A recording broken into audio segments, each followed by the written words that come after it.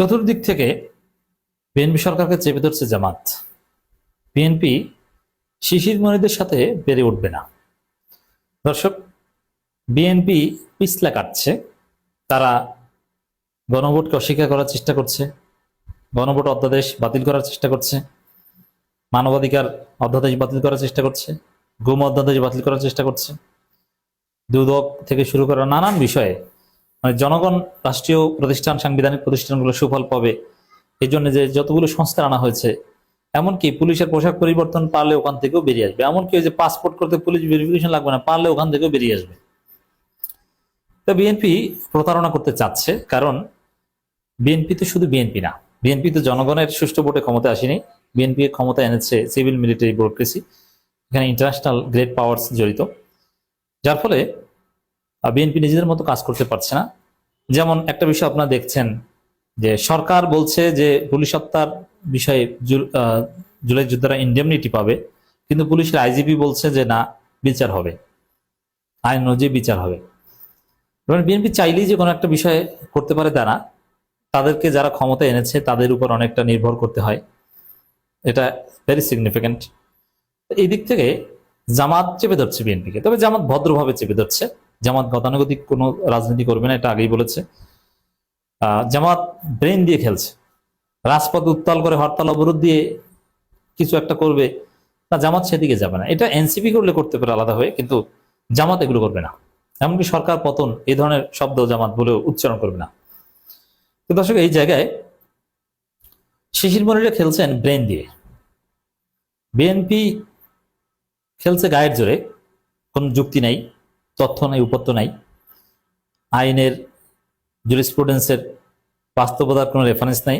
আছে হাসিনার মাথা মোটা সাংবিধানিক রেফারেন্স, যার মধ্য দিয়ে যে রেফারেন্সের ফলে বিএনপি অবৈধ হয়ে যায়। যেমন সাংবিধানিক ধারাবাহিকতা, সংবিধানের উপর থাকবো, সংবিধান মেনে দেশ চলবে, সংবিধান মেনে চলছে। এই সংবিধান মারানি সালাউদ্দিন এই কথা বলছেন, অথচ সংবিধান অনুযায়ী শেখ মুজিবুর রহমান স্বাধীনতার ঘোষক, শেখ মুজিবের ছবি লাগাতে হবে সব জায়গায়, অথচ এগুলো তারেক রহমান সহ কেউ করছে। তো দর্শক, এই জায়গায় জামাত খেলছে মেধা দিয়ে, বুদ্ধি দিয়ে, শিশির মনিরা খেলছে, আর বিএনপি খেলছে গায়ের জোরে। এবং বিএনপি যে খেলা অস্ত্র দিয়ে খেলছে, এতে সেই অস্ত্র নিজেদের উপরেই ব্যাকফায়ার করছে। শিশির মনিরা এমন এমন যুক্তি দিচ্ছেন, এমন এমন ভাবে এগোচ্ছেন যেটা বিএনপি খণ্ডন করতে পারবে না। একটা পর্যায়ে বিএনপি তাদের জালে আটকা পড়বে, এমনভাবে জাল বেছাচ্ছেন শিশির মনিরা, জামাত, সেই জালে বিএনপি এক পর্যায়ে আটকা পড়বে।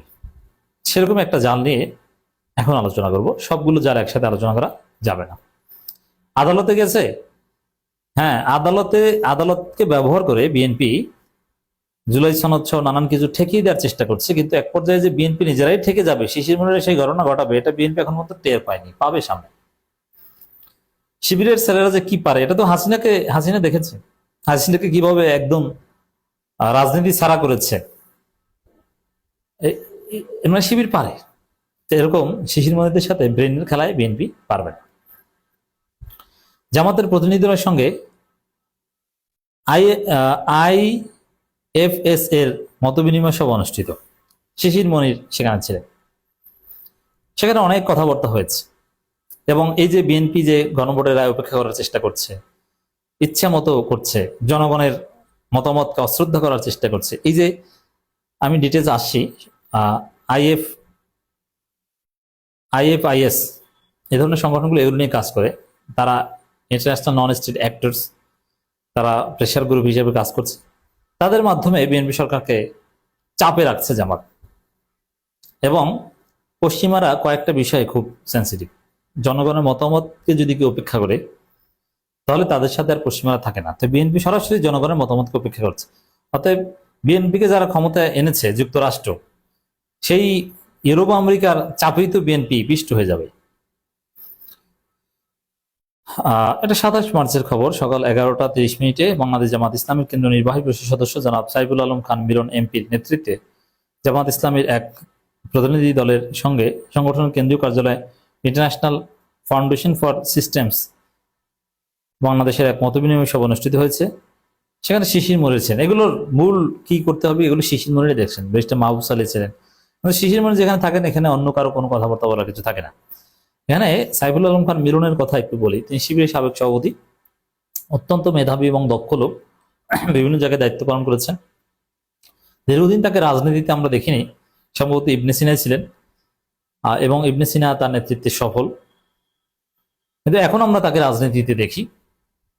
যেমন মতিউর রহমান আকান্ত, সাইফুল আলম খান মিলন, এরা কিন্তু আপাতমস্তক একজন পুরোপুরি সময় রাজনীতিতে ছিল না, কিন্তু শিবিরের সাবেক কেন্দ্রীয় সভাপতি হিসেবে খুব অল্প সময়ের মধ্যে তারা রাজনীতিতে অ্যাক্টিভ হয়ে তারা বড় পোস্ট পেয়েছেন, নির্বাহী পরিষদ সদস্য হয়েছেন। দুইজন ব্যক্তির ক্ষেত্রে ব্যতিক্রম, সাইফুল আলম খান মিলন আর মতিউর রহমান আকান্ত। হ্যাঁ, অথবা আমাদের রোকন হয়তোবা ছিলেন, কিন্তু এই যে দেখেন, এই শফিকুল ইসলাম মাসুদ, নুরুল ইসলাম বলবে, এরা যেরকম শিবির থেকে বিদায় নেওয়ার পরের দিন থেকে সক্রিয় জামাত নেতা, এরকম কিন্তু না। ডক্টর জাহিদুর রহমান, আরো অনেককে আমরা এখন মিডিয়ায় দেখি জামাতের হয়ে, তারা কিন্তু দীর্ঘদিন জামাতের রাজনীতি সক্রিয় ছিল না। তারা ইবনে সিনা বা এই ধরনের কিছু প্রতিষ্ঠান নিয়ে থাকতেন।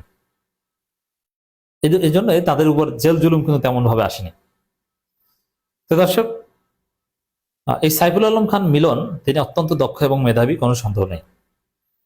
এবং তিনি এমপি হয়েছেন রাজধানীর সবচেয়ে গুরুত্বপূর্ণ জায়গাগুলোর মধ্যে একটা, সেই জায়গার এমপি হয়েছেন। কারণ বাজার এলাকার এমপি তিনি, আর অনেক গুরুত্বপূর্ণ জায়গা তার অধীনে। কিন্তু তার যেটা সমস্যা, তাকে দেখলে অসুস্থ অসুস্থ লাগে। তিনি শারীরিকভাবে হয়তো অসুস্থ, দুর্বল, হাঁটতে পারেন না, চেহারা দেখলে, কথা শুনলে মনে হয় যেন ঘুমায় না। এগুলো আসলে জামাত নেতার সাথে যায় না। সাইফুল আলম খান মিলনকে আরো স্মার্ট হতে হবে।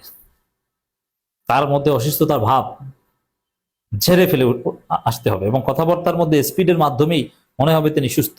মানুষ কথা দিয়েই মাপে, এবং হাঁটার স্টাইল, দাঁড়ানোর স্টাইল, পোশাকের স্টাইল, সাইফুল আলম খান মিলনের চুল দাড়ির স্টাইল দেখলে মনে হয় যেন অসুস্থ, হসপিটাল থেকে এসেছেন। এটা পরিবর্তন করতে হবে। এই জন্য সন্ত্রাসীরা, চাঁদাবাজরা তাকে ভয় পায় না। কিন্তু শফিকুল ইসলাম মাসুদের ভাব দেখেন, বাগেরহাটের এমপি রাহাদের ভাব দেখেন। ঠিক আছে, তারা ইয়াং, বৃদ্ধরাও ভাব নিতে পারে। আমিরে জামাত ডাক্তার শফিকুর রহমানের মধ্যে তো একটা ভাব আছে। সাইফুল আলম খান মিলনের এই জেচ্চার পরিবর্তন করতে হবে। এখানে মতবিনিময় শেষে সাংবাদিকদের অনেক কিছু বলেছেন, যার মূল কথা এটাই, শিশির মনিরা এই জুলাই সনদ বাস্তবায়ন করতে হবে, জনগণের রায়কে মানতে হবে, এবং জনগণের রায়ের সাথে প্রতারণা করা যাবে না, ইত্যাদি ইত্যাদি। এই বিষয়গুলো তাদেরকে কনভিন্স করেছেন, এবং যেসব যুক্তি দিয়েছেন শিশির মনিরা, আরো নানান দেশি বিদেশি অ্যাক্টর যারা বাংলাদেশ নিয়ে কাজ করে, তাদের সবাইকে শিশির মনিরা এমনভাবে বোঝাবেন বা বোঝাচ্ছেন, এবং তারা সবাই মিলে বিএনপি সরকারকে এমনভাবে চাপ দিবে, এবং দেশের জনগণও বিষয়টা এমনভাবে নিবে, শিশির মনিরদের এই ব্রেনের সূক্ষ্ম খেলায় বিএনপি হেরে যাবে। এখানে হরতাল, অবরোধ, মারিং কাটিং কোনো কিছু দরকার হবে না। অতএব আমরা দৃশ্যমান যেটা দেখছি, যে সংসদে উত্তপ্ত করার কথা বলছে, রাজপথে আন্দোলনের কথা বলছে, বিএনপিকে চাপে রাখতে জুলাই সনদ বিষয়ে। শুধু এটাই না, অন্য নানান দিক থেকে বিএনপিকে চাপে রাখছে জামাত।